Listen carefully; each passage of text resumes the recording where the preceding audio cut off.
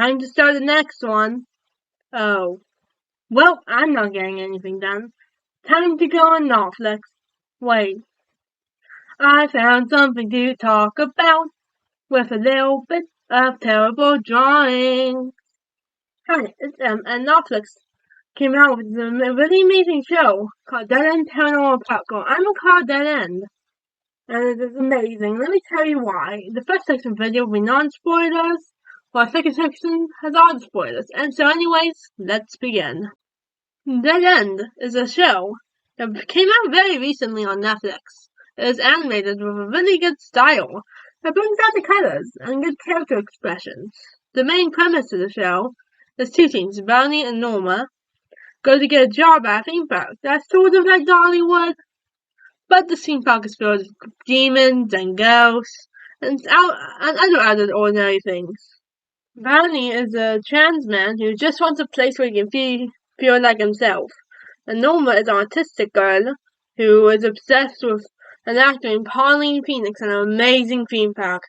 There's also a pug named Pugsley and a demon named Courtney, who go around trying to discover the mysteries of the theme park. I should tell you a little bit about the characters in 10 words or less and why they are awesome, so I can convince you to watch the show, and so the non-spoiler section can be a little longer, okay? Here we go. Brownie. An excellent representation of being trans and he's just awesome. Norma. The same as the last one, but autism. Pugsley. Good boy. Courtney. Trash gremlin. Everyone else besides Pauline. Awesome. Pauline. Oh, you shall see. You shall see. Also, one more. Brownie's grandmother. Literally the worst ever. And yeah, okay, cool. Okay, that is what I have to say in the non-spoiler section. So now on to the spoiler section. Beware of spoilers. Here we go. Welcome. In this section, I'll go over the episodes one by one, so I guess let's begin. This episode is a really good intro to the characters and the vibe of the show. It starts off with this ominous scene with a jump scare that totally did not scare me. And now we see our main characters for the first time, with Brownie and his dog Pugsley and Norma. They're both trying to get the same job at an amusement park. It turns out to be a vessel for this demon king named Lucas. So that's fun. Anyway, we meet Courtney, a lovable demon who's just trying to get back home. And I love seeing Norma just surviving while Brownie is terrified of seeing a real demon. So Lucas chooses Brownie to be his new vessel, which Pugsley decides to save him. So now there's a demon trapped inside a pug. They go on this chasing where they figure out the photo can trap doors. So take a right photo and all is done except Courtney. So it's like, hey, you wanna walk here? And Brownie and Norma like, okay. So yeah, also Pugsy can talk. This is a pretty fun episode. It's a nice get to know the tone of the show type episode. The show shows a little bit of everything, like the horror elements and the funny elements and the LGBTQ elements. About that last one, Brownie comes out as trans, which is really awesome for a kid show. Like really awesome. As a non-binary person, it is really amazing to have a show acknowledges the chances of having a family that's not an F for you. It's really cool to have that on a kid show. And anyway, we also get to see some Logs and Brownie, which is a really cool ship. Oh yeah, and we meet new characters like Logs and Baja, who are really awesome and likable characters. And this episode was fun in general. Like, that's all I have to say for this episode. Now on to the next.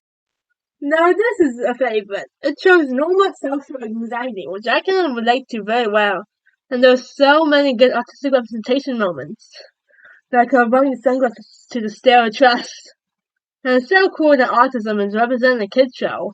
Anyway, so there's a lot of character development in this episode. We have Brownie's parents did not stand up for Brownie when his grandmother was saying a lot of transphobic stuff, which is really sad. I feel for Brownie. Also, we find out Courtney is scared that she can't go home to the demon world. And Pugsley can do magic. Yay! Anywho, this was a really great episode, probably one of my favorites. What happened in this episode? Oh yeah, the episode was okay. Not the worst, just okay. The main thing of the episode is Brownie and his brother Patrick's relationship, and how Brownie is not happy with his mom and Dad or Patrick wants everyone to get along and wants Brownie to come home. It was very touching for sure. But other than that, not much happened. We got a few funny shenanigans with a night hag, and it's funny how the conflict solved by summoning a day hag using Pugsley's newfound powers, and the day hag cancels each other out. And we found out Courtney really can't go home now. But still, it's one of my favorite, it's still my least favorite episode. Okay, now on to the next. Not a really good one. It shows the first look at the demon realm and the elevator, which is a very important aspect of future episodes. So, it starts off with Theme Park celebrating Christmas in July, which is not too important to the episode, but it's a nice song, so that's nice. Anyways, Courtney's real grouchy about never being able to go back home at all, which, fair. Pugsley wants to do something nice, so he takes Brownie and Norma into the elevator to go on a game show for Courtney.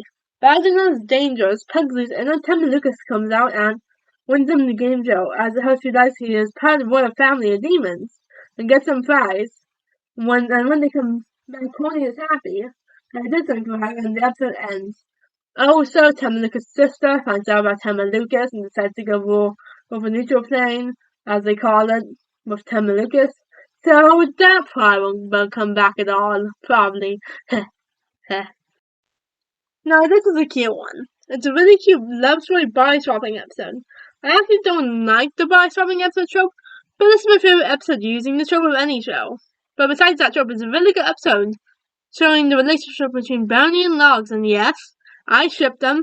It also has this older LGBTQ couple who tried to help Brownie the whole time, which I think is really sweet, especially when Courtney, Pugsley, and Norma possess Brownie, which goes horribly, by the way, and they still back him up. It's really sweet. Anyways, we get more lore in this episode too. We see one of the Pauline lookalikes in between, which is weird, especially because we know she's missing too. So, anyways, now it's time for the crazy lore episodes, as I call them.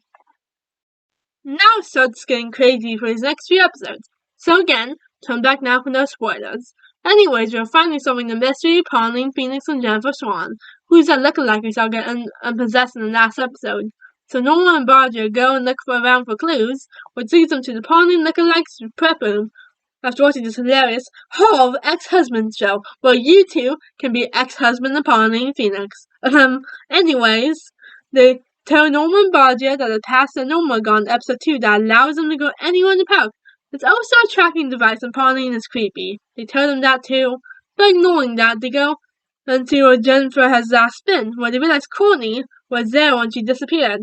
So they confront Courtney and her not being helpful, except telling them that there's been more disappearances of other Pauline lookalikes. So they go and expect the janitor, who is apparently the one in charge of disappearances.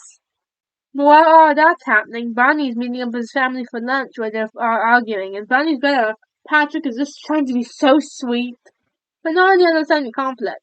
And Bonnie's parents not being helpful either, which leads Bonnie to go back and help Barger and Norma with their quest. And now Barger and Norma are confronting the janitor, finding out that no one is actually missing after all. So weird. And Norma also finds Jennifer Swan. Oh, so weird. But they remember that janitor said something about the museum. So Barney, Norma, and Pugsley go there to find out Barbara, Pauline's ex-stunt double, is a janitor and Pauline is a ghost.